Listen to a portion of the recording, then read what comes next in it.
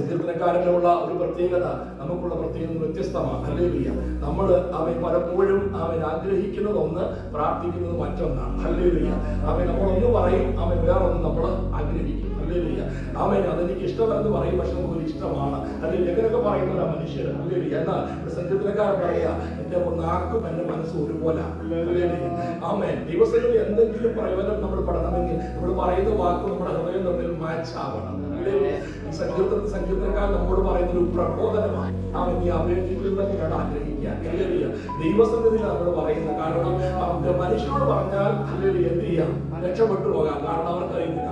ദൈവസന്നിധിയിൽ നമ്മൾ പ്രാർത്ഥിക്കുമ്പോൾ നമ്മൾ ഓർക്കണം, നമ്മുടെ നാവും മുഖവും നമ്മുടെ ആകെ തുക കാണുന്ന ദൈവം നമ്മുടെ ഹൃദയത്തിന്റെ അകത്തേക്ക് കണ്ണ് വിശാലം നമ്മൾ നനയ്ക്കുന്നത്, നമ്മൾ ചിന്തിക്കാൻ പോകുന്നത്, ചിന്തിച്ചു കഴിയുന്നത് ഒക്കെ അറിയുന്ന ഒരു ദൈവസന്നിധി നമ്മൾ പ്രാർത്ഥിക്കുന്നത്. അതുകൊണ്ട് ദൈവസന്നിധിയിൽ സ്തോത്രം നമ്മൾ പ്രാർത്ഥിക്കുമ്പോൾ, ദൈവത്തെ നമ്മൾ ആരാധിക്കുമ്പോൾ ദൈവം ആഗ്രഹിക്കുന്നത് നമ്മുടെ വാക്കുകളും നമ്മുടെ ഹൃദയവും അല്ലെങ്കിൽ ഹൃദയത്തിന്റെ ധ്യാനവും മാച്ചാവണം.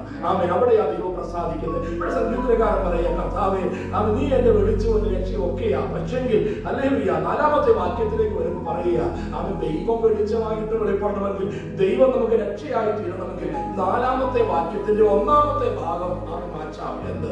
ഞാൻ പറയുന്നത് തന്നെ എന്റെ ഹൃദയത്തിലുള്ളത്. ഹല്ലേലൂയ. എന്താണ് ആഗ്രഹിക്കുന്നത്? യഹോവയുടെ മനോഹരത്വം കാണണം. ഹല്ലേലൂയ. അവന്റെ മന്ദിരത്തിൽ ധ്യാനിക്കണം. എന്റെ ആയുഷ്കാലമൊക്കെയും ഞാൻ യഹോവയുടെ ആലയത്തിൽ പാർക്കേണ്ടത്